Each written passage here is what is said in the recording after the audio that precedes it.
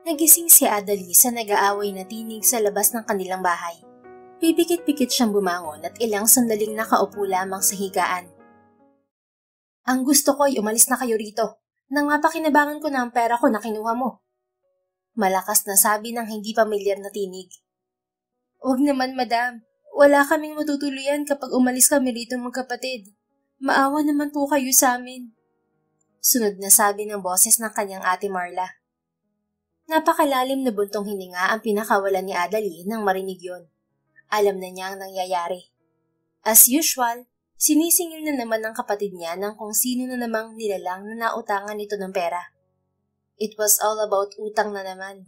Hindi na bago yun.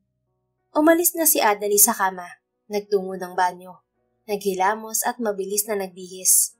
Kahit na gusto pa niyang matulog ay wala siyang choice kundi ang gawin ang dati niyang gawi. Ang umalis sa bahay nila dahil natitiyak niyang walang katapusang talakan ng sinisingil at naniningil na naman ng utang ang mangyayari sa labas ng kanilang bahay. Ay hindi! Hindi na ako maaawa sa'yo dahil abusada ka na! Dinig niyang sabi pa nang naniningil sa ate niya. Pasensya na talaga madam, gipit lang kasi talaga ako ngayon. Hindi rin sinuswerte pa ang kapatid ko sa mga isinusulat niya. Pero wag po kayo mag-alala madam. Oras na magkapera kami, ikaw ang unang-una kong babayaran. Paawa effect naman ng kanyang ate Marla. Tumirik ang mga mata ni Adali nang lumabas siya sa banyo. Dinamay na naman siya ng kapatid sa palusot nito. Utang pa more. Gusto niyang isigaw pero wag na lang. Mas binilisan na lang niya ang kilos nang makaalis na siya sa pamamahay na yon. Ngunit nang tumingin siya sa salamin ay natigilan siya sa saglit na nakita niyang itsura niya. She looked like a crab. Nanlalalim at nangingitim ang gilid ng kanyang mga mata. Kitang-kita na hindi siya nakatulog na maayos kagabi.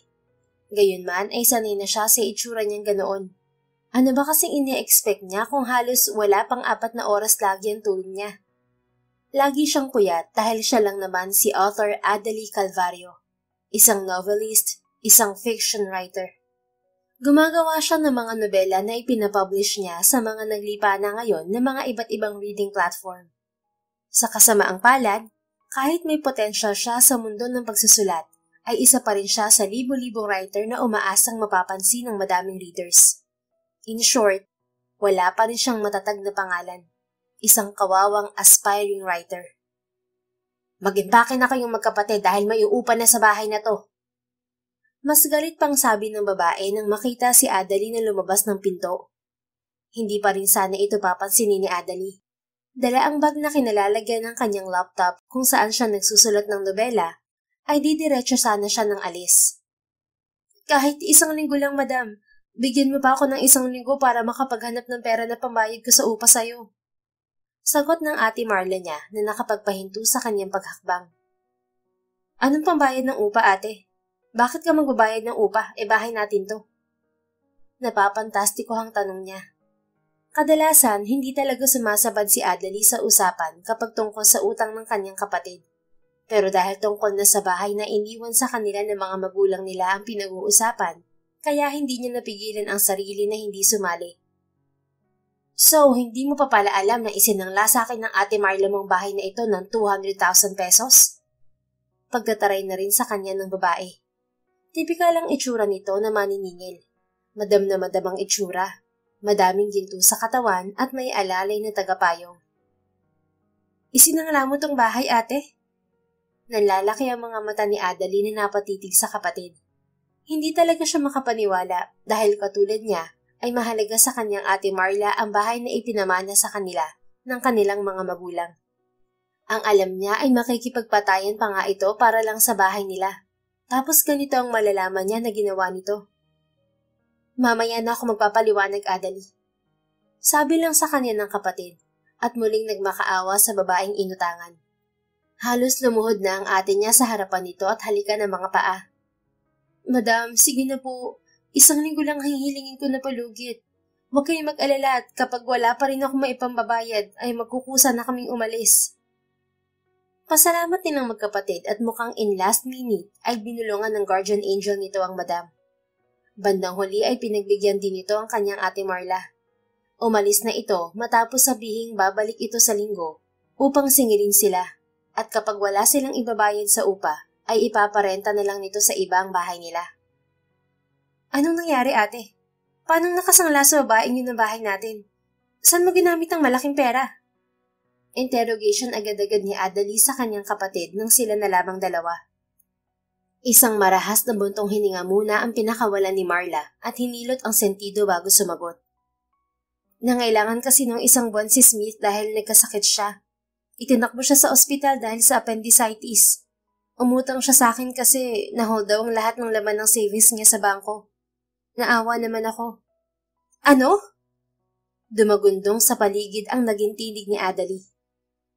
Isinanla mong bahay natin para lang sa afam na yun? Hindi mo pa nga yun kilala at nakikita ng personal. Tapos pinadalhan mo ng ganong kalaking halaga? Ano ba naman, ate? Bakit ang laki mong tanga? Hindi na niya napigilang sabihin dahil sa bugso ng damdamin. Hindi lang siya basta afam, Adalie. Boyfriend ko siya. Nagmamahalan kami. Katwiran naman ni Marla. Oo nga. Pero Diyos ko naman, ate. Sa dating app mo lang nakilala ang Amerikano na yun. Paano nagtiwala ka agad sa kanya? Paano ang lakas ng loob mo na magbigay sa kanya ng 200,000 pesos? Nagtiwala ako dahil ramdam ko na totoong mahal niya ako. Saka nangako naman siya na ibabalik niya ang pera. Doble pa nga eh. At naniwala ka naman. Pustahan tayo, wala na yun. Nascam ka na yun, ate. Hindi ka ba talaga aware sa romance scam sa dating app? Walang afam na legit na nangungutang at humihingi ng pera sa kachat nila. Pag may money involved na, ibig sabihin red flag na. Scammer ang ginawa mo online. Gumising ka nga. Huwag kang magpadala sa matatamis niyang salita. Hindi totoo yan, Adalie. Nagsisigawan na silang magkapatid. Napapatingin tuloy sa kanila ang mga taong dumadaan. Hindi totoo? Oh, bakit hindi pa rin niya ibinabalik ang pera hanggang ngayon, gayong ang sabi mo kanina noong isang buwan pa siya nang hiram? Nang isumbat yun ni Adalie, sakalang natigilan si Marla at tila nahimasmasan. Sa naging reaksyon ng kapatid ay napapikit sabay iling na lamang si Adalie. Hindi na kailangan magsalita pa ang kanyang ate Marla upang maunawaan niyang may problema na ang kanyang kapatid sa boyfriend nitong foreigner. Gusto na niyang magsisi kung bakit sinuportahan niya ito sa pagpasok nito sa isang dating app. Sa kagustuhan nilang maiahon sila sa kahirapan ng mga afam, ay nakarma tuloy sila. Bahala ka dyan, ate. Gawan mo ng paraan para maibalik mo ang pera. Hindi pwede na mapunta sa kung sino man ang bahay na to.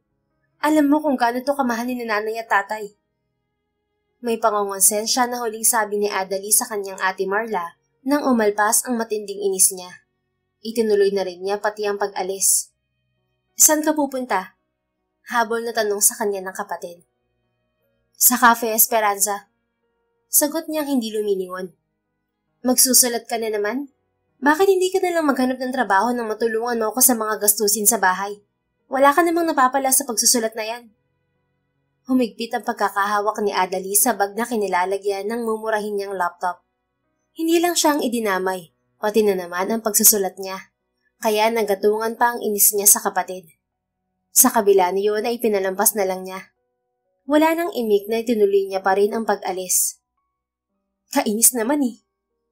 Ang problema, ang inakala niyang makakapagsulat siya ng update sa story niya ay hindi na ganoon naging madali pagdating niya sa Cafe Esperanza. Maliban sa naiinis pa rin siya, ay lumulutang na kasi ang utak niya. Kahit anong gawin niya ay walang pumapasok na magandang eksena. Tahimik ang Cafe Esperanza, ngunit binubulabog siya ng kaisipan ukol sa kanilang bahay. Nag-aalala siya. Siya ang nagigilty para sa kanilang nanay at tatay na ginawa ang lahat upang magkaroon lang sila ng masasabing bahay, upang may maipapamana lang sa kanilang magkapatid. Tapos ganoon lang ang ginawa ng kanyang ate Marla. Nakakagigil naman talaga. Anong gagawin ko? Saan naman ako kukuha ng 200,000? Namomroblema na siya. Gustuhin man niyang ipagsawalang bahala ang lahat, ay hindi naman niya matitiis ang bahay nila. Yun na lang ang natitirang alaala ng mga magulang nila sa kanila. Hindi niya maaatim na titirhan yun ng ibang tao. Sa unang pagkakataon, habang nakatitig siya sa ginagawa niyang istorya sa kanyang laptop na may pamagat na accidentally slept with a billionaire, ay nakaramdam tuloy siya ng inggit sa kanyang bidang babae. How she wished na bilyonaryo rin sana na biglang darating at ililigtas siya sa pagkakagipit. Hindi lang sa pera, kundi pati na rin sa lahat ng aspeto sa buhay na talaga namang napakahirap. Ang kaso, batid naman niyang sa mga nobela lang nag-e-exist ang mga bilyonaryong lalaki na magmamahal ng mahirap at simpleng babae. Sa totoong buhay, walang ganon. Sapagkat in reality, ang mayaman ay para lamang sa mayaman. At ang mahirap ay para lamang sa mga mahirap rin. Sabihin mo sa anak ko na hindi ko kailangan ng pera. Umuwi ako rito sa Pilipinas dahil gusto kong bumawi sa kanya. Gusto ko siyang makasama kahit saglit lang dahil miss na miss ko na siya. Nawala lamang si Adali sa pagmumuni-muni nang marinig niya ang tinig ng isang matanda sa kanyang likuran sa kabilang table. I'm sorry for telling you this, Mrs. Miller. Pero imposible pong nais niyo mangyari. Alam niyo kung gaano kalaki ang tampo sa inyo ni Sir Vander. Masasaktan lamang ang damdamin niyo kapag ipagpipilitan niyo ang gusto niyo. Ang mabuti pa tanggapin niyo ang binibigay niya sa inyo at bumalik na lang po kayo sa Amerika. Sabi naman ng lalaki. Dala ng kuryosidad, pasimpleng napalingon si Adali sa dalawang nag-uusap. Nakita niya ang isang matandang babae na mukhang may kaya naman sa buhay. Malinis ito at maganda ang kasuotan. May alahas pa nga.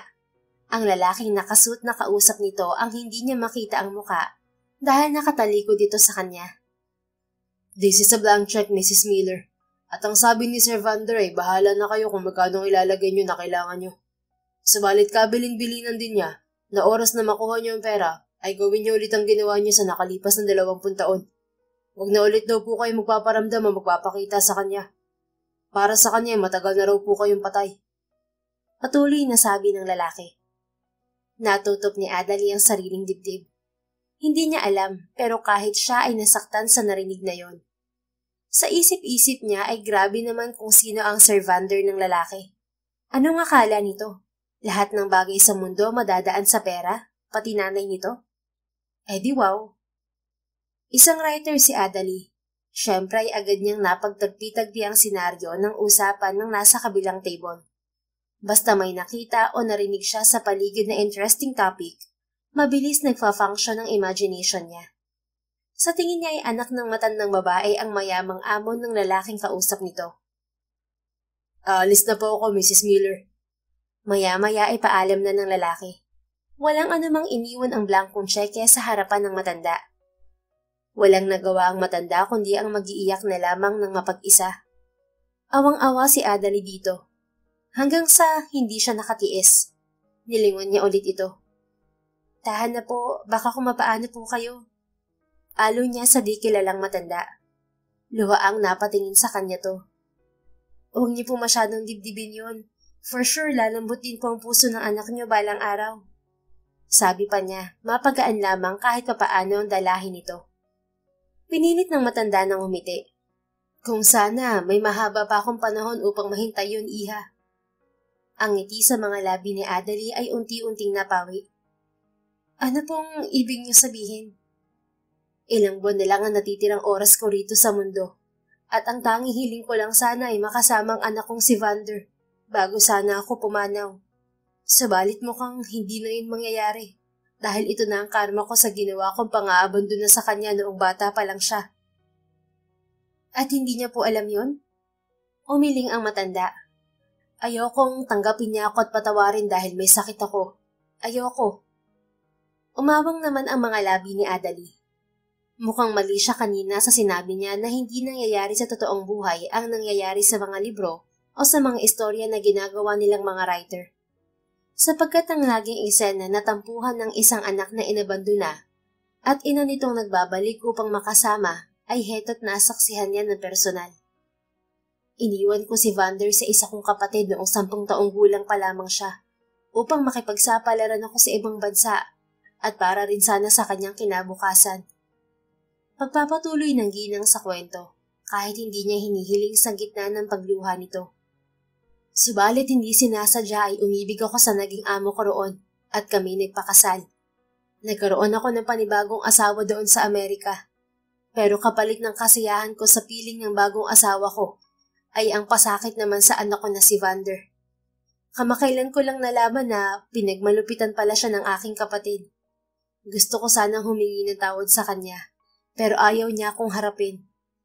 Noong magkita kami, puro sakit at sama ng loob ang nakita ko sa mga mata niya. Ni isang salita ay wala siyang binitiwan, kahit na alam kong may kimkim siyang galit sa akin.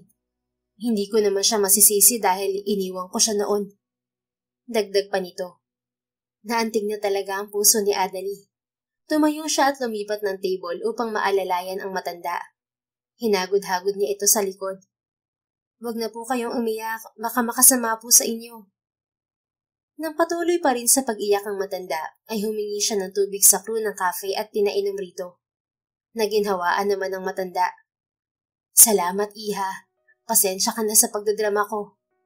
Sabi nito na nakaramdam na ng hiya sa kanya ng mahimasmasan. Ayos lang po yun. Huwag na po kayong iiyak, okay?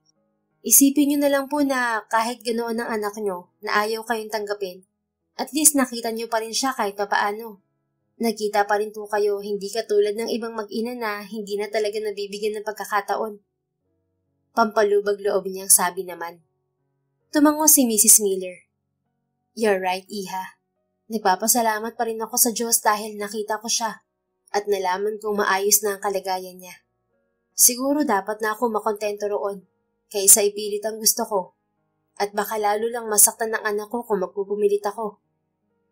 At nagngitian na silang dalawa. Ano pala ang pangalan mo, Iha? Maya-maya ay tanong ng matanda.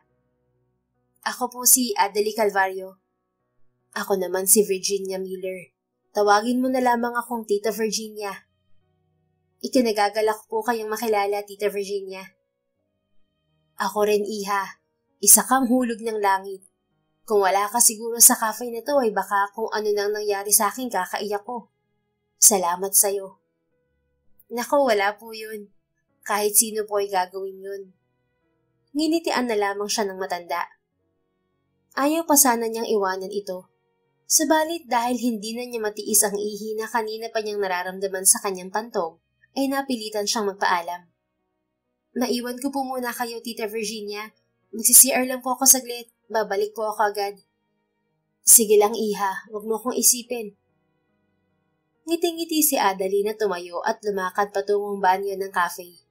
Laking pagtataka nga lang niya nang pagbalik niya ay wala na roon ang matanda. Umalis na. Nalungkot din siya dahil hindi man lang sila nakapagpaalam ng maayos sa isa't isa. Ang mas ipinagtaka pa niya ay nang pagbalik niya sa harapan ng kanyang laptop ay makita niya roon ang blankong tseke na may kasamang sulat. Binasa niya agad yun. Bilang pasasalamat ko sa iyo, Iha, kung ano man ang problema mo sa buhay, isulat mo rito ang halaga at ilabas mo sa bangko. Until we meet again. Tita Virginia. Matapos basahin ang handwritten na sulat, ay natarantang napalingon-lingon si Adalie sa kabuuan ng Cafe Esperanza. Hindi pa siya nakontento, lumabas siya at hinanap doon ng tingin si Aling Virginia. Sa kasamaang palad, hindi na niya nakita pa ang matanda. Wala siyang choice kundi ang itago pansamantala ang blankong tseke dahil sa pag-aalangang gamitin yun. Makalipas ang isang linggo. Sir, a representative from BCO Unibank is on the line. Gusto nilang ipaalam na may nag-withdraw na ngayon lang sa check-in na sinabi niyong itawag nila agad sa inyo. Oras na may mag-withdraw gamit yun. Imporma ni Secretary Davis sa boss nito. Mula sa pagpirma sa mga papeles sa executive desk, ay nag-angat naman ang tingin si Vander Galliano, the 30-year-old enigmatic bachelor and owner of Galliano Glass Incorporated. Isang malaking kumpanya na nagmamanufacture ng lahat ng uri ng salamin, mula sa building construction materials hanggang sa interior decorations na ini-export na rin sa iba't ibang bansa. Yun na ba ang cheque na binigay mo sa nanay ko? Yes, sir. Okay, pakisabi sa kanila salamat. Yumukod na lamang sa Secretary Davis kay Vander at muling nakipag-usap sa cellphone. Napapaigting naman ang mga panga ni Vander. It had been 20 years since his mother left him. Dapat ay hindi na niya ramdam ang sakit na naiwanan at pinabayaan. However, the memories remained as vivid as the days when he longed for his mother's return. At higit na malinaw ang mga memorya sa isip niya kung paano siya apihin ng mga taong pinag-iwanan sa kanya ng nanay niya. Naranasan niyang hindi kumain sa loob ng ilang araw. At sa gutom niya, nakikipag-unahan pa siya noon sa pagkain ng aso. Naranasan niyang mabugbog. Naranasan niyang ibenta ang kanyang kaluluwa sa kung sino-sino, magpatuloy lamang ang kanyang buhay. At ang sinisisi niya, ang walang kwenta niyang ina na lumimot sa kanya. Sir, okay na po. Balik sa kanya ni Secretary Davis pagkaraan ng ilang minuto. How much money did she take? Usisa niya. That's what I'm wondering about, sir. Dahil higit 200,000 pesos lamang po kinuha ng nanay niyo. Malayong malayo sa in-expect niyo na milyon. Napakunot na si Vander. Are you really sure? Ganun kaliit na pera lang ang kinuha niya? Yes, sir. 200,000 pesos only sa pangalang Adalie Calvario. What? At sino si Adalie Calvario? Virginia ang pangalan ng nanay ko, Secretary Davis. Malakas na nais sa tinig ni Vander. Hindi na niya kinailangang utusan pa ang kanyang sekretaryo. Mabilis nang tumawag si Secretary Davis sa bangko. Unfortunately, na-release na raw ang pera sa babaeng may pangalan na Adalie Calvario at nakaalis na rin pati sa premises ng bangko. I apologize, sir, if I made a mistake. Pero huwag kayong mag-alala dahil ipapahanap ko agad ang babaeng yun at ipapabalik ko ang pera. Sabi na lamang sa kanya ni Secretary Davis. Nagtitimpi sa inis na tumango si Vander. And make sure na ihaharap niyo siya sa akin. Gusto kong malaman kung bakit nasa kanyang cheque na dapat ay na kay nanay. Noted, sir. Sagot ni Secretary Davis at lumabas na sa office ng amo. Agad itong may tinawagan upang hanapin nga ang babaeng nagngangalang Adalie Calvario. Sa mga sandaling yon, walang kaalam-alam si Adalie sa kakaharapin niyang asunto, oras na mapahanap siya ng sekretary ni Vander. Sa halip ay ginhawang-ginhawa siya nang umalis na ang babaeng pinagsanglaan ng kanyang ate Marla ng bahay nila, matapos niya itong bayaran. Salamat, Adalie. Salamat dahil gumawa ka ng paraan para mailigtas ang bahay natin laban sa bruhang matabang pangit na yon. Tuwang-tuwa na sabi sa kanya ng kapatid nang makabalik sa sala. Basta wag mo na ulit-uulitin yun, ate. Alalahanin mo, bago namatay si nanay ay nangako tayo sa kanya na hindi natin pababayaan ang bahay nating to. Mabuti na lang talaga at sinuwerte ako. Himutok naman niya. Oo na, hindi na mauulit. Katunayan, dinilit ko na ang dating app sa cellphone ko. Ayoko na pala ng foreigner na mapapangasawa. Mga scammer pala. Bumuntong hininga si Adalie. Hindi naman lahat scammer. Nga lang, swertehan lang talagang pag-aasawa ng ibang lahi. Isa pa, hindi pwede kasi ang gusto mo na mag-asawa ka lang ng afam para umangat ang buhay mo. Siyempre dapat, sincere na gusto mo silang makasama at pagsilbihan bilang asawa habang buhay. Hindi yung gagamitin mo lang sila para makawala sa kahirapan. Nakarma ka tuloy. Sa bagay, kikibot-kibot ang mga labing sang-ayon sa kanya ng kapatid. Pero teka, Adalie, paano nagkaroon ka nga pala ng malaking pera? Saan mo yun kinuha? Bumukas ang bibig ni Adalie para magsalita. Pero anong sasabihin niya? Paano niya maipapaliwanag ng maayos sa kanyang kapatid na may nagbigay sa kanya ng blankong tseke? Baka hindi rin ito maniniwala at aakalain lang na gumagawa siya ng kwento. Ganoon pa naman ito minsan. Porke isa siyang writer, feeling na nito ay gumagawa siya lagi ng kwento makalusot lang. Ano nga? Pangungulit na sa kanya ng kapatid. Ano kasi, nanalo pala ako sa Billionaire Writing Contest sa isang reading platform na sinusulatan ko. Swerte na nasungkit ko ang first prize kaya may nakuha akong $2,000 na premyo. Uutal-utal na pagsisinungaling niya. Talaga, Adalie? Oo nga. Tapos may naipon naman ako kaya pinagsama ko na.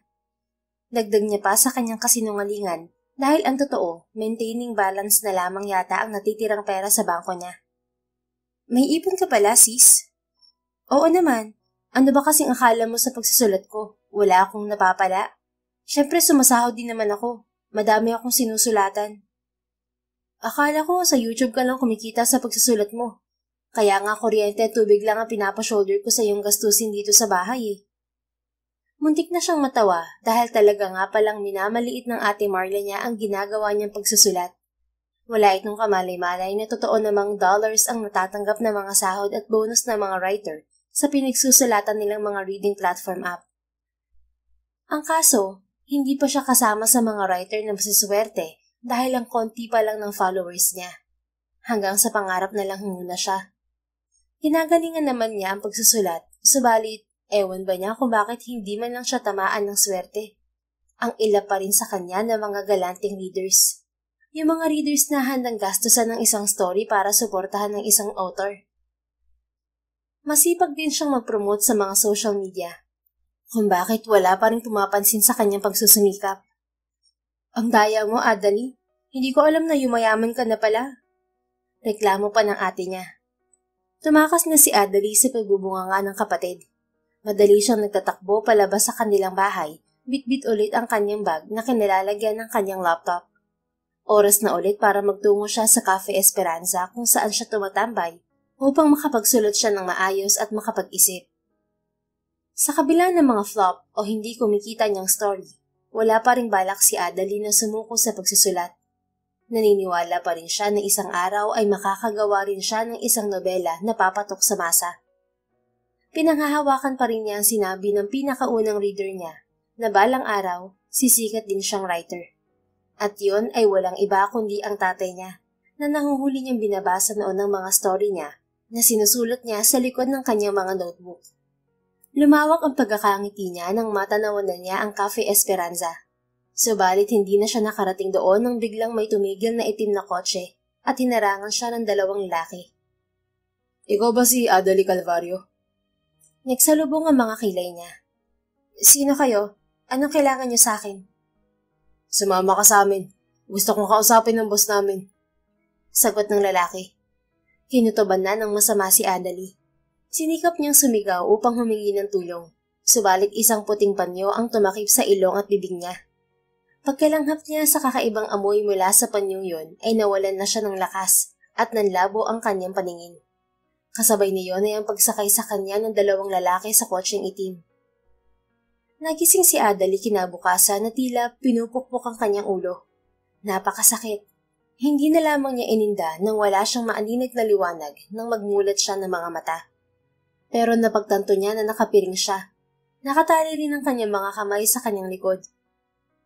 Anong nangyari? Bakit ako? Binalod siya bigla ng matinding takot nang nagbalik sa isip niya ang nangyari. Oh my God! Kinidnap ako! Napabalikwas na rin siya ng bangon. Fear gripped her. At bakit niyo siya itinali? Ang sabi ko hanapin niyo siya, hindi kidnapin. Suddenly, a deep voice said. Kasabay niyon ay ang pagbalibag at pagbukas ng pinto. Pakawalan niyo siya. Tinig naman ng isang lalaki. Dalhin niyo siya sa balcony. Utos pa ng unang lalaki at muling lumabas. Mabilis ngang pinakawalan si Adali. Ikinurup-kurup niya ang mga mata pagkaalis sa piring niya. At nang luminaw ang paningin, ay nakita niya ang mukha ng dalawang lalaki na humarang sa kanya kahapon. Sino ba kayo? Bakit niyo ako kinidnap? Anong kasalanan ko sa inyo? Tapang-tapangan niyang singhal sa mga ito nang magkasamang umahang sa dibdib niya ang takot at galit. Subalit magkasunod ang mga itong lumabas na ng kwarto. Hindi siya pinansin man lang. I'm the one apologizing for their mistake, Miss Adali. Pero huwag ka pong mag-alala dahil gusto ko lamang kausapin ng amo namin.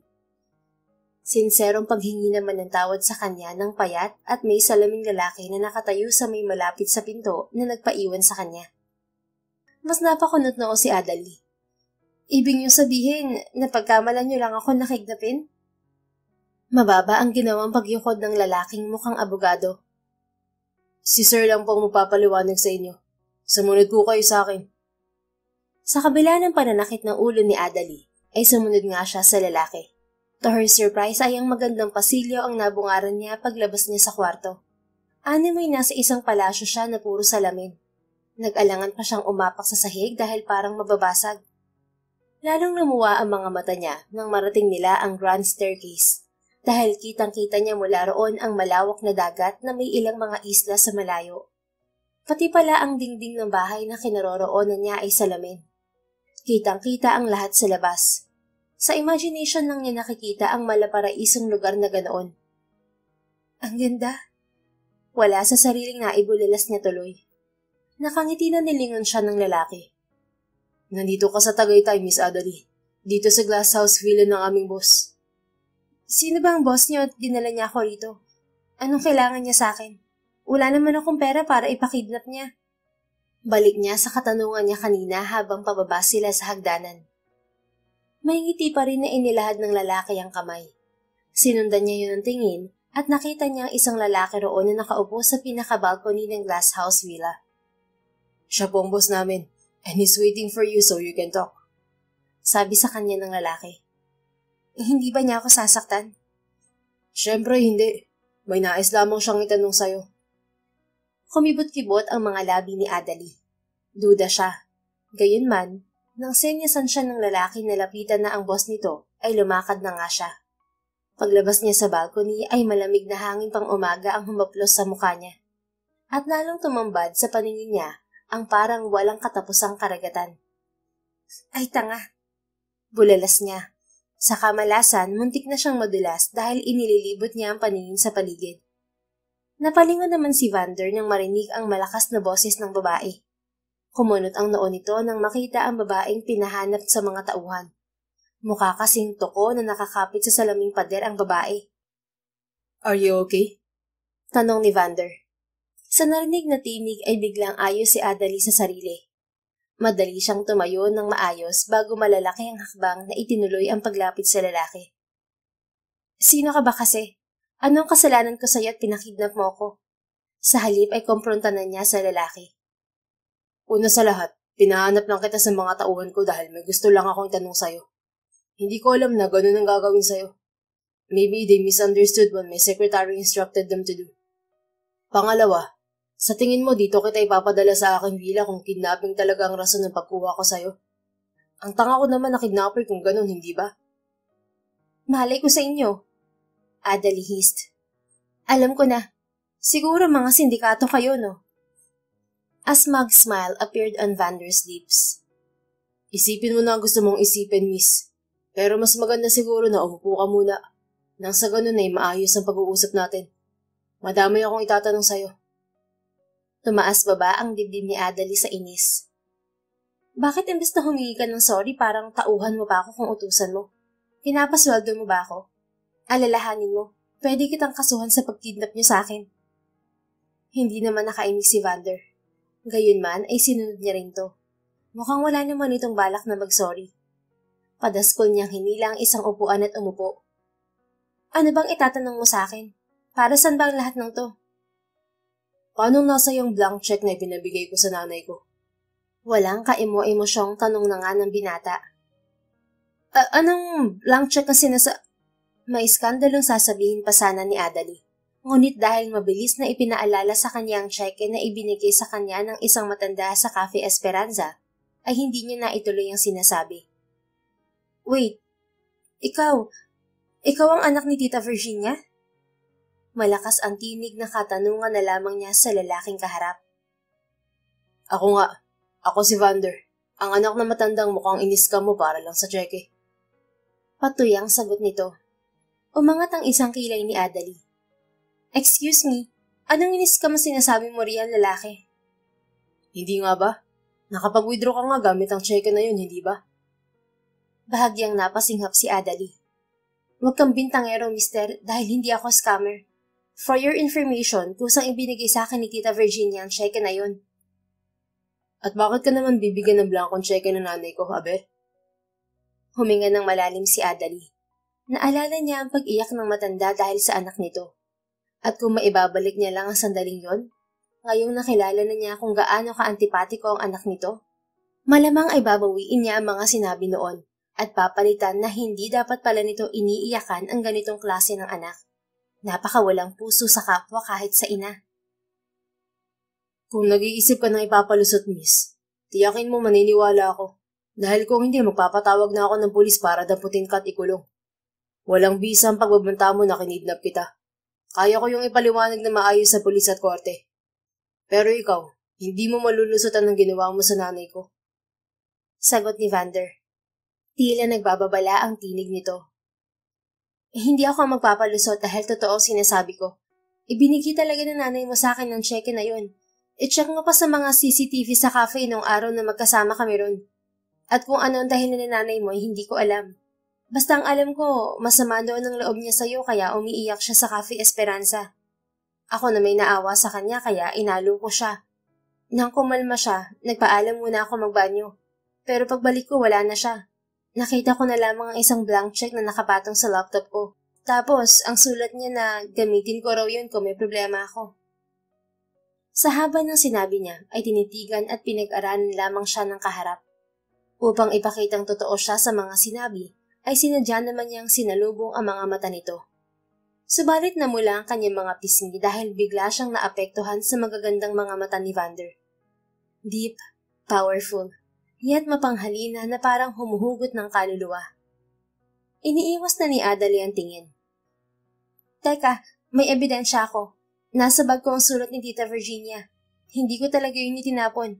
Sulat kamay niya mismo yun. Ito ba? Ngunit itinaas na yun ni Vander. Nasa kamay pala nito ang sulat. Oo, yan nga. Bahagyang nanlaki ang mga mata ni Adali. Teka, pinakialaman mo ang bag ko? Hindi ka lang pala kidnapper at antipatiko. Pakialamero ka pa. Bumuntong hininga si Vander. Magpasalamat ka na lang at agad nakita ng tauhan ko sa bag mo ang sulat na to. Kung hindi, mas pag-iisipan pa sana kita ng masama ukol sa nanay ko. At hindi sana kita mapapatawad kapag tama ang hinala ko. You probably don't know, but I could easily drag you to hell. Sa halip naman na matakot ay mas nagtaka si Adali sa mga sinabing yun ng binata. Nagtaka siya dahil ang alam niya ay wala itong pakialam na anak kay Tita Virginia. Paanong nakikita naman niya na hindi lang sa mga salita nito kundi sa itsura nito ngayon ang matinding concern nito sa ina? Alam ko na, nagpapanggap ka lang na walang pakialam sa nanay mo, no? Hindi na malayang naibigkas niya. What are you talking about? Well, hindi mo ako hahanapin at kikidnapin kung wala kang pakialam sa nanay mo. I said hindi kita pinakidnap. Fine. Pero paanong tinitiis mo ang nanay mo gayong concern at mahal mo naman pala siya? Alam mo bang ang gusto lang naman niya kaya nagbalik siya rito sa Pilipinas ay upang makapiling kang muli at makabawi siya sa'yo? Miss na miss ka na niya. Wala kang karapatan na panghimasukan ang buhay namin mag-ina. Kung ano nasa isip mo, mas mabuti pang sarilihin mo na lang. Now go. You're free to leave now and head home. Ang bag mo ay nasa tauhan ko na maghahatid sa'yo sa Maynila. Yun ang gustong gawin ni Adali kanina pa. Subalit nagbago na ang isip niya. Pagkakataon na niya to para mas matulungan pa si Tita Virginia. Hindi niya dapat sayangin ang pagkakataon na to. So she asked again. Hindi ka ba nagtataka kung bakit bigla-bigla ay nagbalik ang nanay mo sa Pilipinas? Vander sighed. Wala akong pakialam at lalong mas wala akong pakialam. Nagbalik siya dahil igigiit niya sana pero binilyowan siya ng kausap. Shut up, Miss Calvario. Or else gagawin ko talagang kalbaryo ang buhay mo. Huwag mo akong gagalitin. Get the hell out of here and stay away from me and my mother. Pikon na pamumutol sa kanya ng binata. Nagbuga ng malalim na buntong hininga si Adali bago pa daskol na tumayo. Ayaw siyang makialam. Pwes, hindi na nga siya makikialam. Bahala ang mga ito.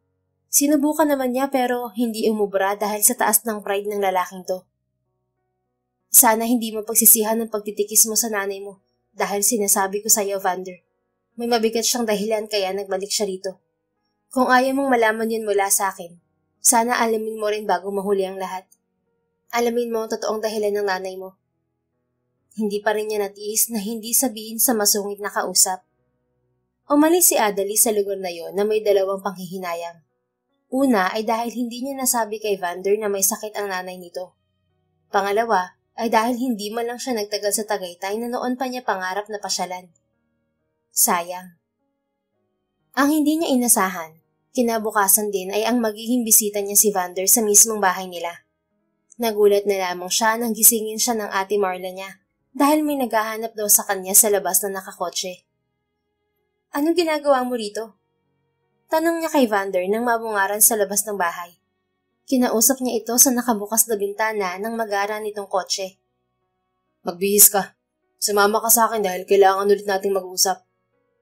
Gusto niya itong tarayan. Subalit dahil nakita niya ang mga tsismosa nila mga kapitbahay na nakasilip sa kung saan-saan, ay nagpasya siyang wag nang gumawa ng eksena. Sige, saglit lang. Napilitan niyang paalam sa binata at pumasok ulit sa bahay. Sa salas ay hinirangan siya ng kanyang ate Marla. Sino siya, Adali? Bakit ang gwapo niya at mukhang mayaman? Kamuntikan na niyang masabi na kidnapper si Vander. Mabuti na lamang at napigilan niya ang sarili. Wala, kaibigan lang ate. Kaibigan? So, manliligaw mo? Abay kung manliligaw mo at mayaman, sagutin mo na agad na makaalpas na tayo sa kahirapan. Kahit kailan talaga ate, hindi ka pa rin bumibitiw sa pangarap mo na yan. Kalimutan mo na yan at magsumikap na lang tayong magtrabaho. Diyan ka na nga, magbibihis muna ako at may pupuntahan kami. Binilisan na ni Adali ang pag-akyat sa hagdanan. Kinikilabutan siya sa mga sinabi ng kapatid. Maya-maya lamang ay bumaba rin naman agad siya at sumama na kay Vander. Saan tayo pupunta? Kay nanay. Tipid na sagot ni Vander. Diretso ang tingin nito sa kalsada habang nagmamaneho. Alam mo na ang totoo? Kung ano man ang totoo na sinasabi mo kahapon pa, hindi pa. Hindi ko pa alam. Pero dahil dun ay nanaginip ako ng masama kagabi. At hanggang ngayon, ginugulo ang isip ko dahil parang totoo ang pamamaalam niya sa akin sa panaginip ko. Bahagyang lumaki ang mga mata ni Adali. Dumagundong din sa kaba ang dibdib niya. Kinabahan siya para sa kalagayan ni Tita Virginia. Matagal pa ba tayo? Bilisan mo, baka kung ano nang nangyari kay Tita Virginia. Sinulipan siya ni Vander. Ano ba talaga ang alam mo? Tell me, Adali, ano meron sa nanay ko? Anong nangyayari sa kanya? Baka mabangga tayo, hoy! Bago ang lahat ay sita ni Adali sa binata. Ibinalik naman ni Vander ang atensyon sa kalsada. Bumuntong hininga si Adali nang makita niyang smooth na ulit ang pagmamaneho nito. Hindi ko alam kung tama bang sabihin ko to at pangunahan si Tita Virginia. Pero siguro nga ay dapat mo na talagang malaman ng totoo. At ano nga yun? Nakita ni Adali ang paghigpit ng mga kamay ni Vander sa manibela. At naisip niyang delikado na aminin niya rito ang totoong kalagayan ng nanay nito habang nagmamaneho to. Itabi mo muna ang sasakyan bago ko sabihin. Utos niya sa binata. Ginawa naman nito.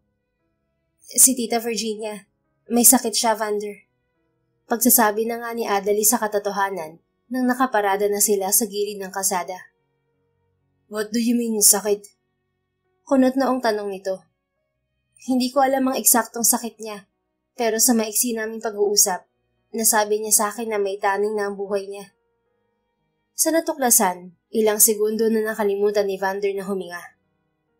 Yun ang dahilan kung bakit siya nagbalik dito sa Pilipinas, Vander. Gusto kanyang makasama habang may panahon pa siya. Hindi niya kailangan ng pera mo dahil ikaw mismo ang kailangan niya. Gusto niyang bumawi sa'yo dahil alam na raw niya na pinagmalupitan ka na taong pinag-iwanan niya sa'yo.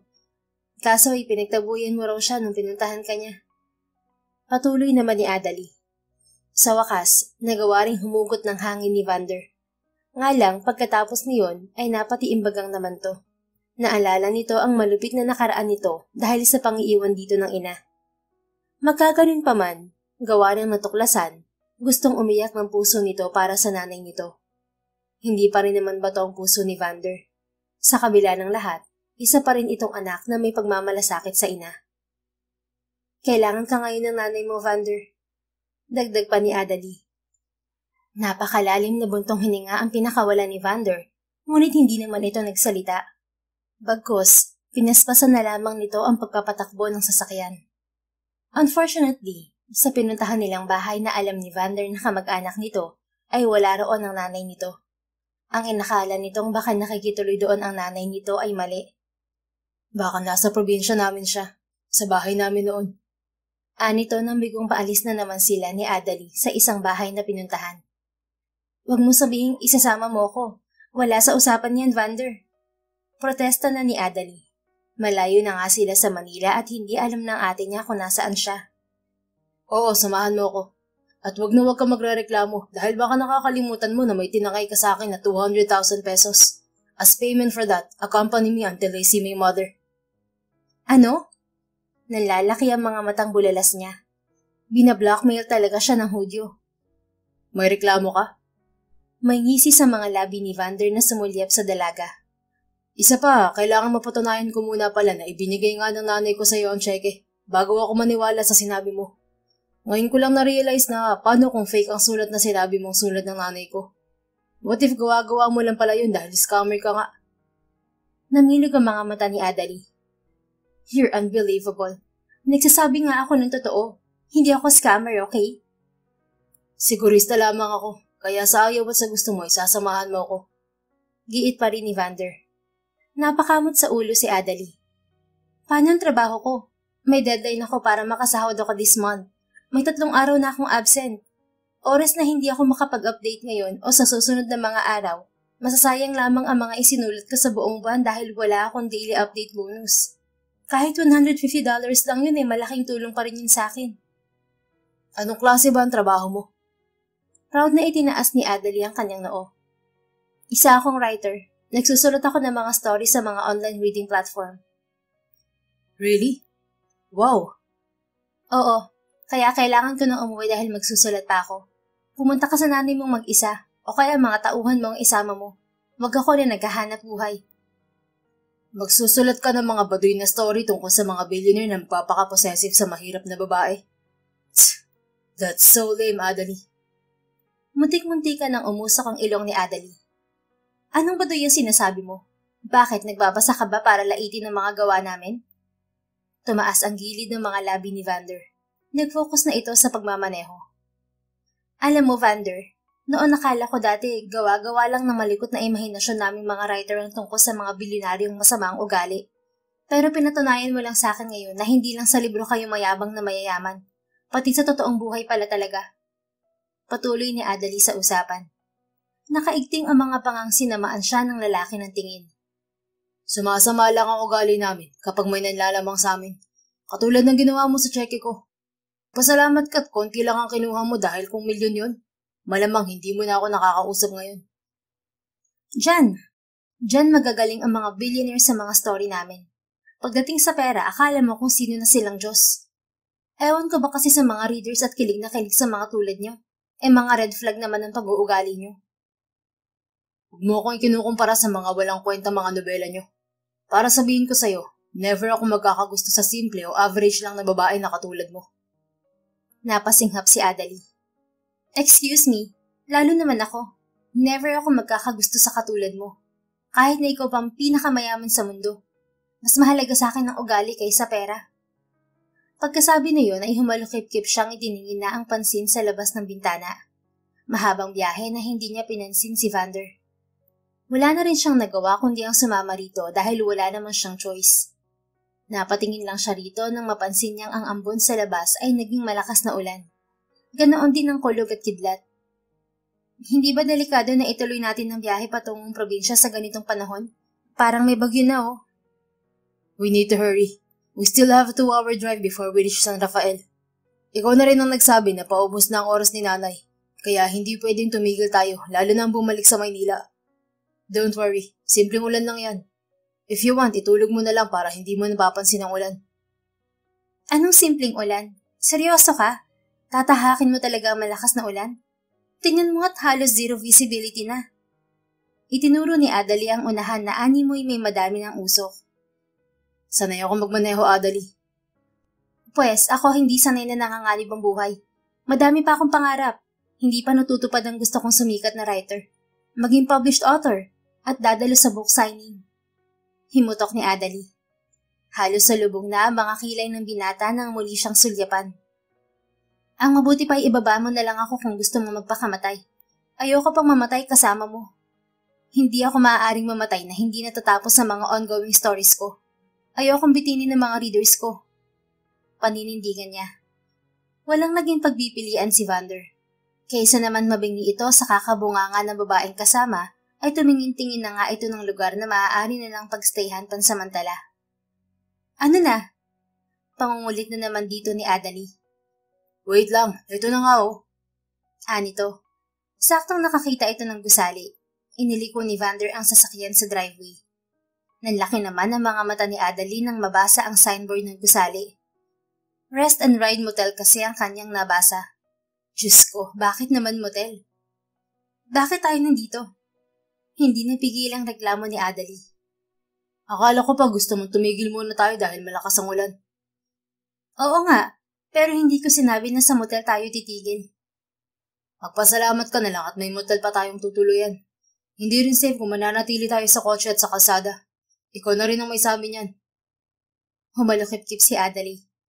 Hindi ako magpapasalamat at lalong hindi ako sasama sa iyo sa loob. Dito na lang ako sa kotse magpapalipas ng ulan. Look, Adalie, pagod na ako kakarinig sa mga reklamo mo. At para sabihin ko sa'yo, wala akong balak na gawin sa loob ng motel na yan kundi ang magpahinga. Hindi kita type, okay? Ayoko nang magkarelasyon ng isang writer dahil alam ko ang lahi mo. Maarte at madaming alam sa buhay. Feeling lagi nasa loob ng libro na ang daming demand. Hindi ko rin naman type ang lalaking mayaman na katulad mo. Mas gusto na lamang na... Hindi na naituloy ni Adalie ang sinasabi dahil bumaba na sa sasakyan ng binata. Napaungon na lamang siya sa sobrang inis niya. Wala silang imikan hanggang makarating sa front desk. 2 kwarto ang kunin mo. Matabang niyang sabi kay Vander. I'm sorry sir ma'am, pero 1 kwarto na lang po ang available. Singit ng receptionist. Dahil po sa biglang buhos ng malakas na ulan ay dumagsari nang nag-check-in, kaya halos fully booked na po kami. Narinig mo naman siguro ng malinaw, Adalie, di ba? Baling sa kanya ni Vander. Hindi pwede. Ayoko na makasama ka sa 1 kwarto. Malakas pa rin niyang pagtutol. Ikaw ang bahala. Kung gusto mo, makiupo ka na lamang dun sa couch nila hanggang sa tumila ang ulan. Basta ako, gusto kong humilata sa kama at matulog. Walang pakialam na saad ni Vander bago nito kinausap ang receptionist. Kinuha nga nito ang nag-iisa na lamang na kwartong bakante. Pwede ba yun, miss? Diyan lang ako sa lobby mag-i-stay? Tanong ni Adalie sa receptionist. Pwede naman, ma'am. Ang kaso, signal number 3 na po ang bagyo. Baka hindi na lang hanggang bukas ang malakas na ulan. Sure ba kayo na dito lang kayo sa lobby kahit umabot ng 2 araw? Magiging ayos lang po ba kayo? Umasim ang mukha ni Adalie. Siyempre hindi magiging ayos yun. Ang hirap kaya umupo lang ng 2 days sa couch. Ang arte kasi. Iiling-iling na parinig sa kanya ni Vander. Inirapan niya ito. Bandang huli ay wala siyang naging choice kundi lunukin ang pagiging conservative. Nakishare siya ng kwarto kay Vander. Adalie, dun ka sa kama. Dito ako sa sofa. Hindi niya inaasahan na sabihin yun ni Vander nang makapasok sila sa silid na kanilang uukupahin. Bigla na lamang nitong ibinagsak ang pagal na katawan sa mahabang upuan. Ngaling-ngaling sa latin ni Adalie ang noo at leeg nito upang alamin kung may sakit ba ito at biglang naging gentleman. What? Angil sa kanya ni Vander nang mapansing nakatitig siya rito. Huwag mo sabihin mas gusto mo dito sa sofa. Siyempre dito ako sa kama. Anyang madaling umupo sa gilid ng kama. Mahirap na at baka magbago pa ang isip ng lalaki. Hindi lang ako makapaniwala na may konting konsiderasyon ka rin pala sa katawan. Hirit niya. Parang walang narinig si Vander na inihilata na ng maayos ang malaking katawan sa sofa. Idinantay ang magkapatong na kamay sa noo at pumikit. Natulog na. Takang-taka si Adalie na napapasulyap dito. Pinakiramdaman niya ito. Duda pa rin siya. Pero nang wala na talagang kakilos-kilos ang binata, ay iginala niya ang paningin sa paligid. Maliit lamang ang silid pero malapad naman ang kama. Muntik na siyang mapaigtad nang biglang tumayo si Vander. Akala niya kung ano gagawin nito, kaya napaurong siya sa kinauupuan. Halos magsumiksik siya sa headboard ng kama. Yun pala ay tutungo lamang sa banyo ang binata. Ang OA mo kasi, Adalie. Nainis niyang sita sa kanyang sarili. Napapahayang pinukpok niya ang noo.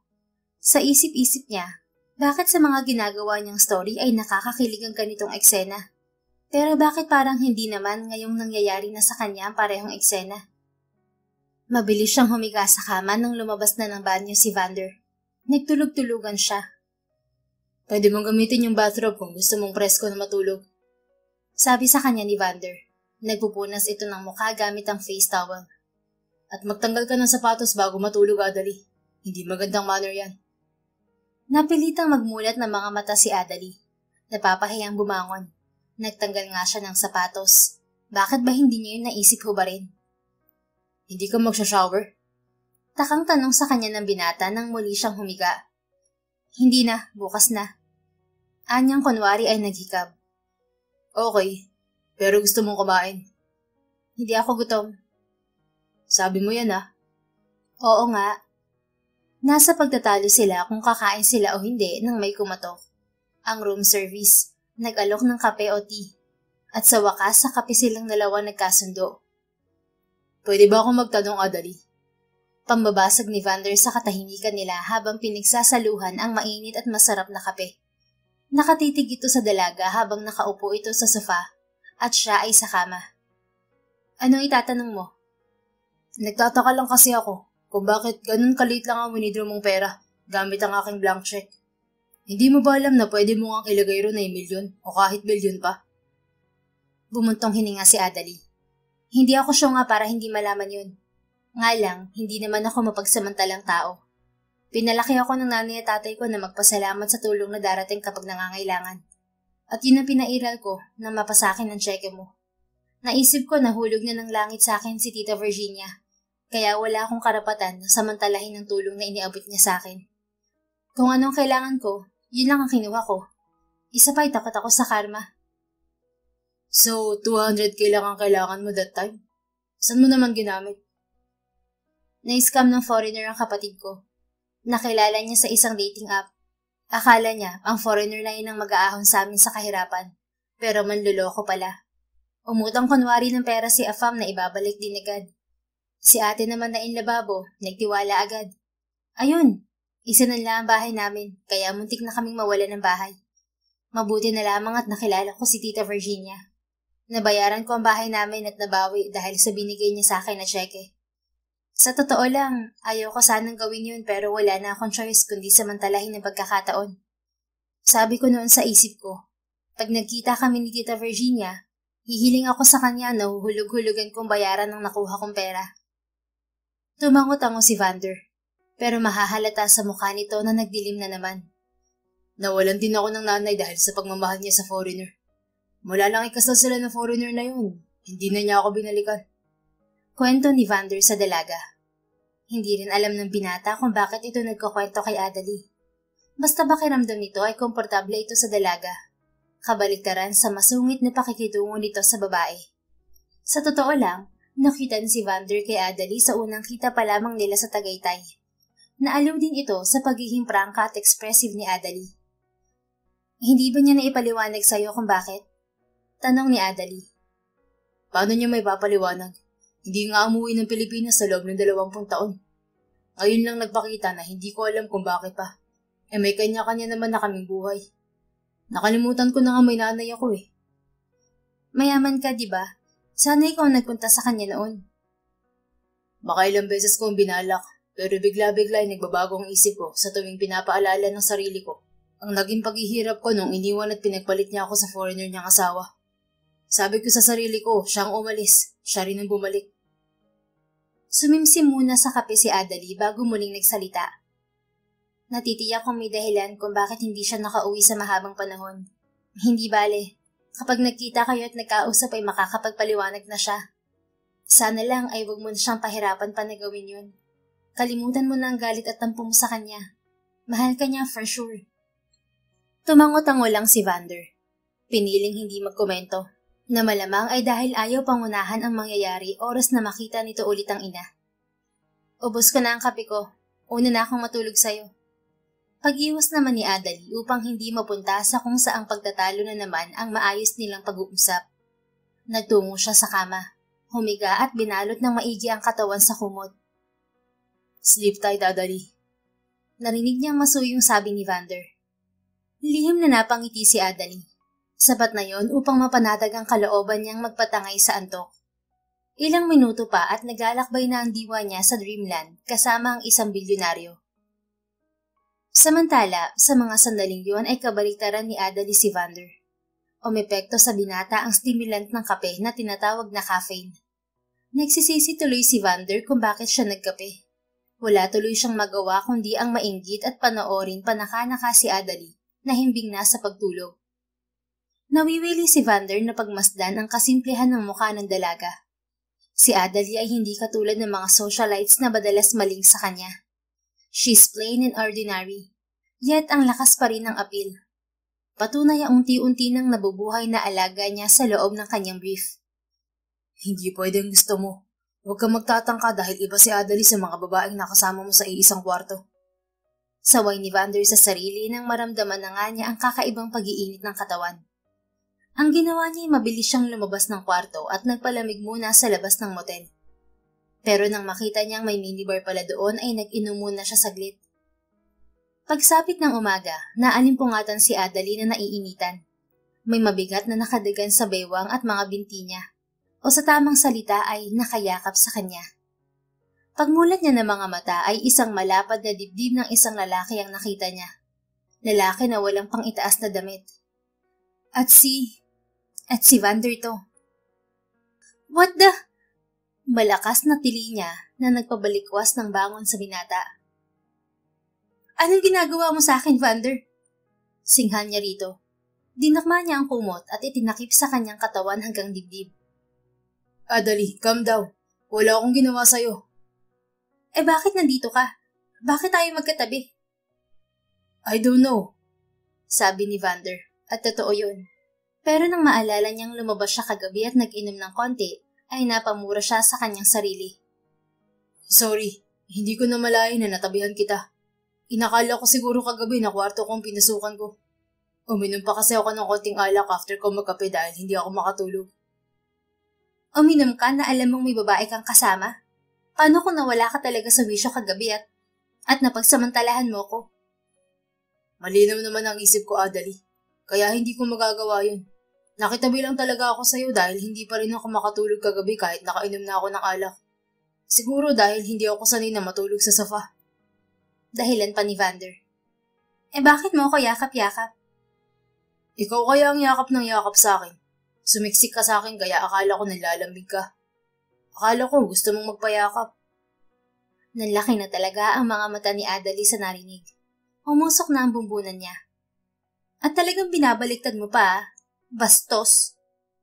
Saglit na natigilan si Vander, pero maya-maya lamang ay napangisi na ito. Ako pa ngayon ang bastos gayong ako naharas. Ewan ko sa'yo. Bumaba na sa kama si Adalie. Subalit dahil nakabulupot sa katawan niya ang kumot ay napahiga rin siya. Aw! Ang mga itlog basag na! Saktong-sakto na sa harapan ni Vander niya na itukod ang kanyang isang kamay. Namilipit sa sakit ang binata. Nagkulay kamatis na talaga ang mga pisngi ni Adalie na binilisan ang pagtayo. Paano'y naramdaman niya rin ang matigas na batuta roon. Nagtatakbo siya sa banyo ng ngiwing-ngiwi. Ano ba yun? Ganun ba talaga katigas ang ano ng lalaki? Nakakatakot naman. Ay, ang lalaking manyak na yun.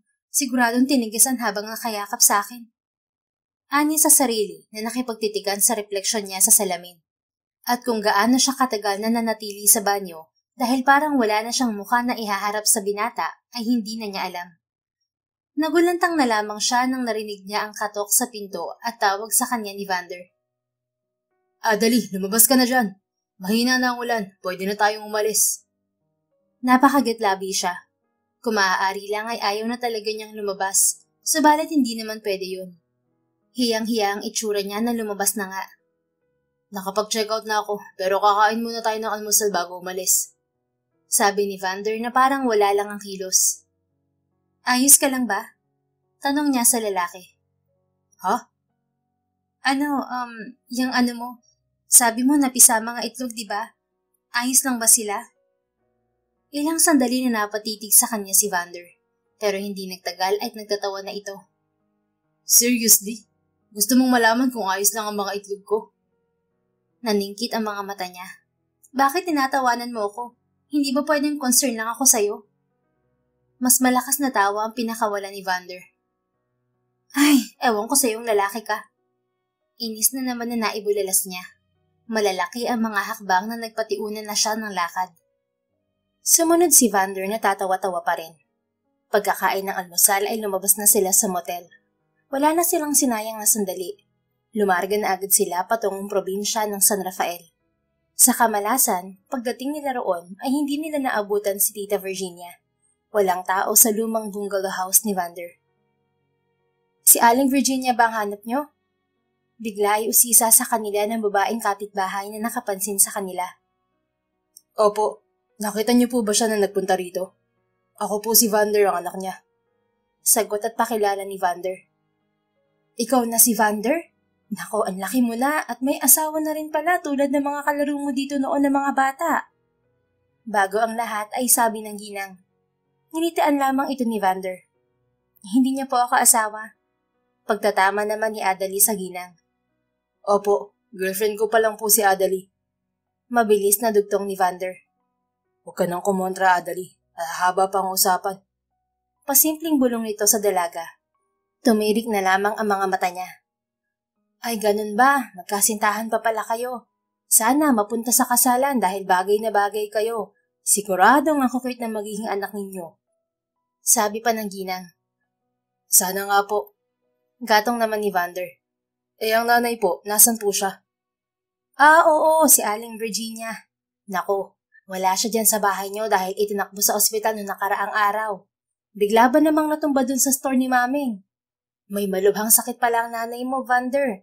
Tapos nag-iisa siya dyan sa bahay niyo. Mabuti't sumunod kayo dito sa kanya. Saang ospital po siya dinala? Nataranta si Vander pati na si Adalie. Sa provincial hospital. Alam yun ni Vander kaya agad siyang nagpaalam sa ginang nakausap.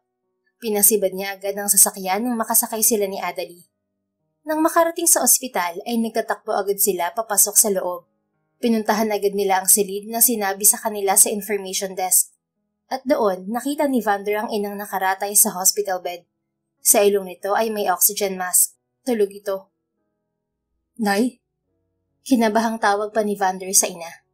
Bigla ay gumalaw kasi ang kamay ni Tita Virginia kaya nagpanik si Vander. Dahan-dahan itong nagmulat ng mga mata. Nang makita ang binata, pinilit agad nitong umiti. Vander, anak, nandito ka? Salamat sa Diyos. Ngumiti rin si Vander. How are you feeling? Ayos ka lang ba? Ayos lang ako, anak. Sigurado sa katandaan na rin kaya nahilo ako bigla nung isang araw. Huwag ka mag-alala. Sagot ng ginang sa pagitan ng hirap na paghinga. Napatingin si Vander kay Adalie. Umiling ang dalaga. Sinabi niya sa pamamagitan ng mata na wag mo nang sabihin ni Vander na alam na nitong may sakit ang ina at baka lalong panghinaan ng loob ang matanda. Nagkaintindihan naman sila. Wait, I'll call your doctor. Akto nga alis si Vander nang hawakan ng nanay nito sa braso ang binata. Pinigilan. Nagtatanong ang mga matang napatingin dito si Vander. Masaya ako na nagkakilala kayo ni Adalie, anak. Sabi ni Aling Virginia. Naaalala niyo po ako, Tita Virginia? Madamdaming tanong naman ni Adalie na lumapit na rin sa kama nito. Ngumiti ulit si Tita Virginia. Oo naman. Paano kita makakalimutan? Lagi kong pinag-arasal na sana ikaw ang maging asawa nitong anak ko. Bagay kasi talaga kayo. Unang kita ko pa lang sa'yo ay napansin ko na yon. Nakapagtataka na imbis na tumutol si Adalie tulad kanina, ay napangiti siya ng matamis sa matanda. Hulaan ko, pinahanap ka niya dahil sa tseke, tama ba iha? Sabi pa ni Aling Virginia, na para bang sinadya ang lahat ng ginawa nito ukol sa tseke upang magtagpo sila ni Vander. Ganun na nga po, ayaw po maniwala ni Vander na ibinigay niya sa akin ng tseke. Tila nagsusumbong naman na sabi ni Adalie. Nay, pwedeng wag muna ang bagay na yan ang pag-usapan natin. Malumanay na sita ni Vander sa dalawa. Nagngitian sina Adalie at Tita Virginia. Anak, sana'y lubusan mo na ako mapatawad sa ginawa ko sa iyong pag-iwan ng bata ka. Pero maniwala ka, saksi ang Diyos na ginusto kong balikan ka. Sabalit sa tuwing tinatangka ko ay nagkakaroon naman ng problema. Umpisang-kumpisa ni Aling Virginia nang ibalik ang atensyon sa anak. Tumutulo na agad ang mga luha nito kaya kinailangan humugot muna ng malalim na hininga bago nagpatuloy. Ang totoo, naging masaya ako sa pangalawang asawa ko. Kahit magkaiba kami ng lahi ay sobra niya ako minahal.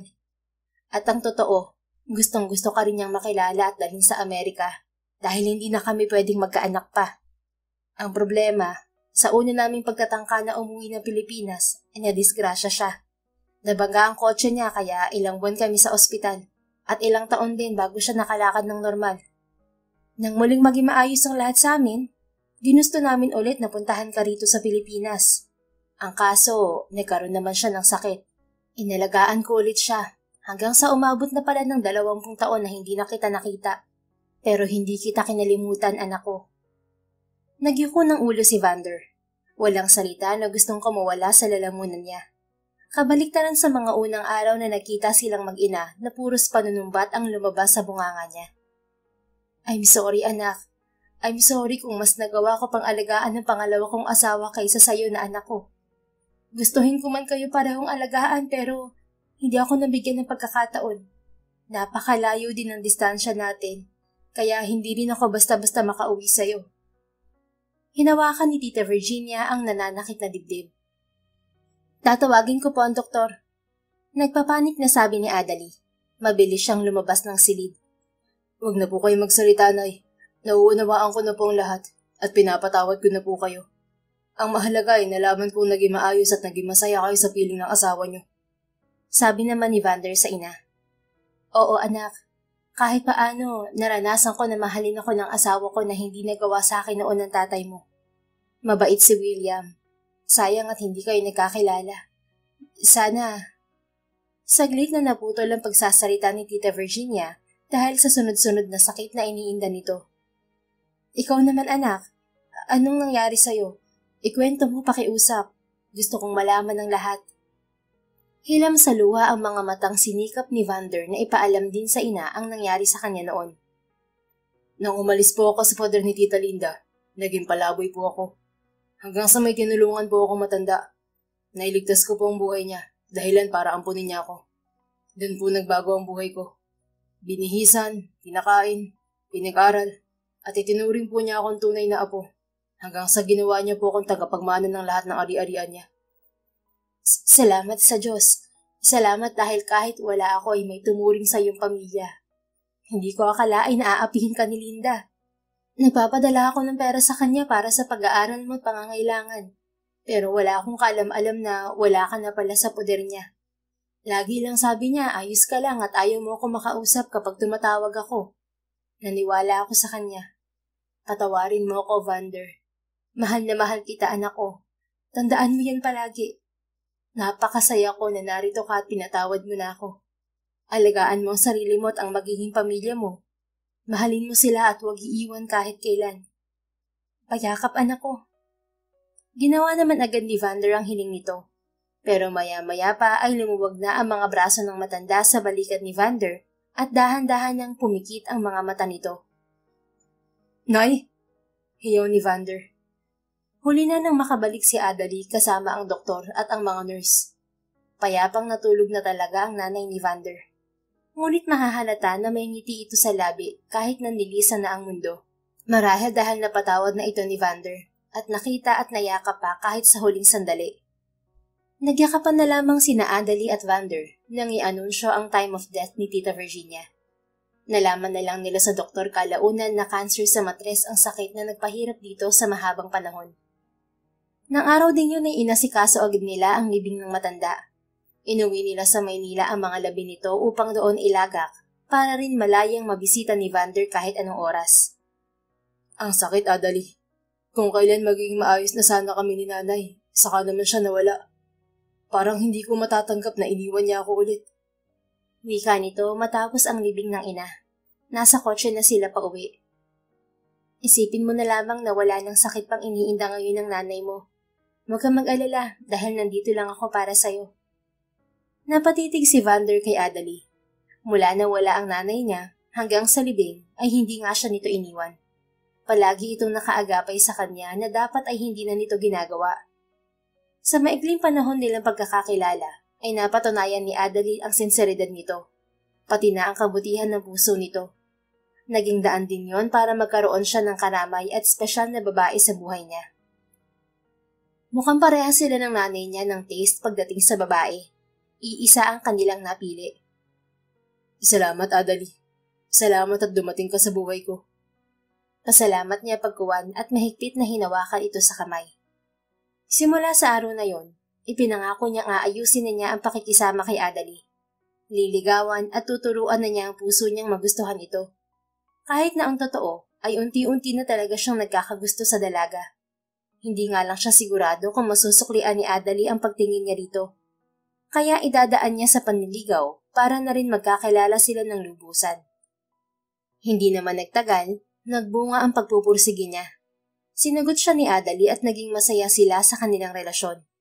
At sa puntod ng kanyang nanay, proud na proud niyang ibinalita na girlfriend na niya ang dalaga. Nanay, alam ko pong boto kayo sa girlfriend ko kaya sigurado akong masaya kayo para sa aming dalawa. Salamat po ah. Kundi dahil sa inyo, hindi ko makikilala ang future daughter-in-law niyo. Masayang kausap ni Vander sa puntod ng ina. Hi tita, wag po kayo mag-alala, ako pa bahala dito sa anak niyo.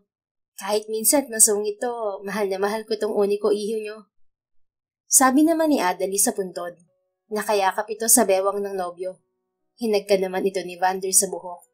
Ilang oras din silang nagtagal doon bago umuwi. Naging maganda ang takbo ng buhay nila. Si Vander ay patuloy sa pag-unlad ng negosyo, habang si Adalie naman ay natupad na rin ang pangarap pagkalipas ng ilang taong pagsisikap at pagtsatsaga sa pagsusulat. As if she's in a surreal dream. Naghahanda na ang sikat na author na si Adalie sa backstage. Naghahanda siya para sa gaganaping book signing ng pinakauna niyang libro na ilo-launch ngayong araw. Punong-puno ng kanyang mga tagahangang reader ang malawak na amphitheater ng Valenzuela. Excited ang lahat na makita siya sa personal at makadaupang palad sa unang pagkakataon. Matapos ilibing si Aling Virginia, namalayan na lamang ni Adalie pag-uwi niya sa bahay nila ang pagdagsa ng reader sa kanyang social media.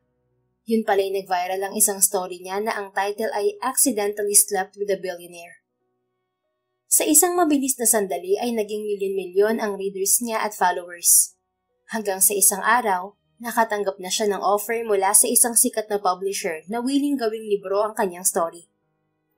Kinakabahan ako, sabi ni Adalie sa organizer ng book signing event nang sabihan siyang maghanda na siya dahil tatawagin na siya sa stage.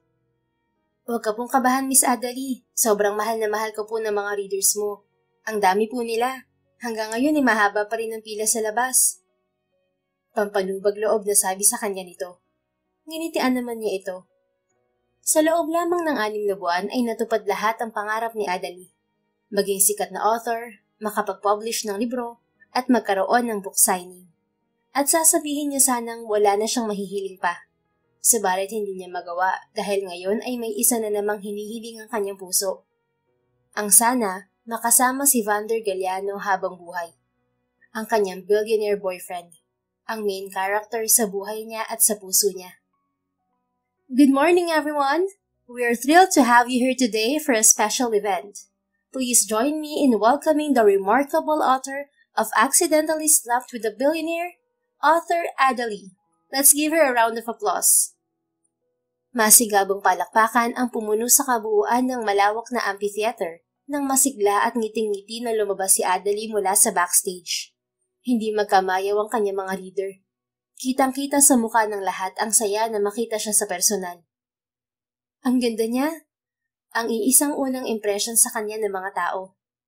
At kahit napakahaba ng pila sa gustong magpapirma ng libro kay Adalie, hindi pa rin nawawala ang kanyang pagkakangiti. Masigla pa rin siyang bumabati sa kanyang mga tagahanga. Game na game pa rin siya sa pakikipag-selfie at pakikipagbiruan sa lahat. Hanggang sa natigilan siya nang may mabasa siya sa librong inabot sa kanya ng huling magpapapirma. Miss Author, will you marry me and make me the happiest person alive? Matindi ang pagkabog ng dibdib ni Adalie nang iniangat niya ang kanyang paningin. Hindi siya nagkamali ng inakala. Si Vander, ang kanyang nobyo nga ang nasa harapan niya at ito'y ngiting-ngiti sa kanya. Akala ko may business trip ka ngayon. Maang siyang napatayo. Hindi siya makapaniwala na nasa harapan niya ang kasintahan. Ang totoo, noong 1 linggo pa siya nagtatampo kay Vander dahil bigla nitong sinabi na hindi siya masasamahan sa kanyang book signing dahil sa biglaang problema ng kumpanya nito. Sa tingin mo talaga, ipagpapalit kong napakahalagang araw na to sa business trip, love?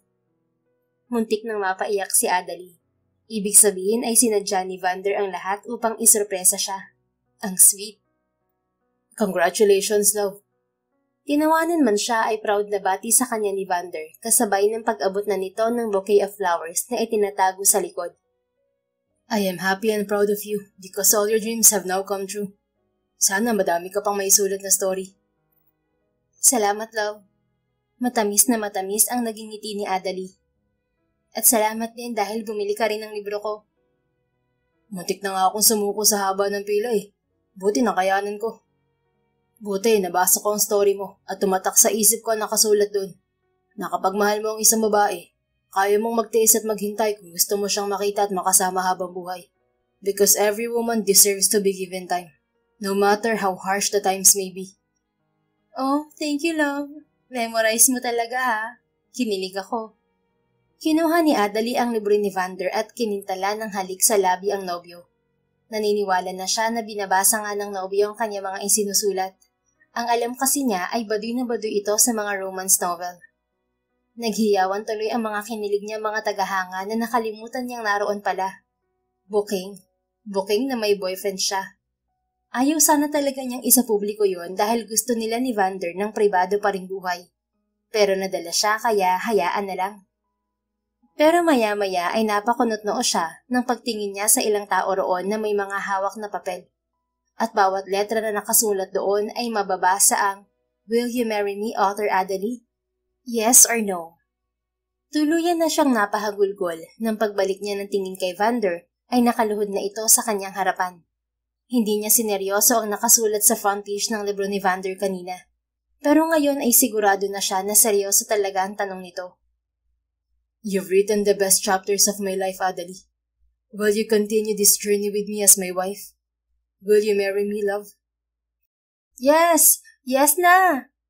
Hiyawan ng kanyang mga tagahanga. Sa gitna ng pagluha ay natawa muna si Adali bago ang walang pag-aalinlang ang sagot niya. Absolutely yes, Vander. I can't wait to marry you and write more chapters of our lives together. Matapos isuot ni Vander ang singsing sa kanyang daliri, ay tumayo ito at walang babalang sinakop ang kanyang mga labi. Nakatanggap naman sila ng masigabong palakpakan mula sa mga tagahanga na saksi sa isa sa pinakamahalagang chapter ng buhay nila. Sinabi ni Vander na planado pala nito ang proposal na yon, pati ng organizer at publishing company. Thank you, Adali. I love you. I can't wait to marry you. Madamdaming bulong sa kanya ni Vander habang yakap siya ng nobyo. Kahit maingay ang paligid, malinaw na malinaw yun sa pandinig ni Adali. Parang pakiramdam nila ay sila lang dalawa ang tao sa amphitheater ng mga oras na yon. Ako rin. I love you too. Madamdamin din niyang bulong sa nobyo.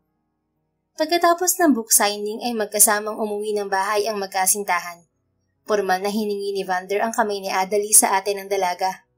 Ang ate Marla niya na natuto na sa buhay at hindi na nagpapaloko kanino man. Katuwang na rin ito ni Adali sa itinayo nilang negosyo na cafe. Mula sa kita ni Adali sa pagsusulat ang puhunan nila roon. Unti-unti ay natutupad na rin nila ang pangarap ng ate niya na makaahon sa kahirapan na hindi kailangan ng afam. Makalipas ang ilang buwan, naglalakad na ang bride na si Author Adali sa aisle patungo sa altar kung saan naghihintay sa kanya ang bilyonaryo niyang groom na si Vander. Walang pagsidlan ng kaligayahan nila sa mga sandaling yon hanggang sa matapos ang kasal. Hanggang ngayon ay hindi pa rin makapaniwala si Adali na pwede palang magkatotoo ang mga sinusulat niyang mga kwento. At salamat sa blank check at sila'y naging destiny ng male lead ng buhay niya. At gaya sa mga katang-isip na mga kwento ni Adali sa libro, walang happy ending kung walang mabubuong anghel. Kaya naman labis-labis ang kaligayahan nila ni Vander dahil hindi lumipas ang isang taon na biyayaan din sila ng anak na matagal nilang hinintay. The end. Kung nagustuhan mo ang istoryang ito, please don't forget to like, comment, and share it with your friends. Your support really makes a difference. Thank you and see you sa ating next story. Keep safe and be blessed.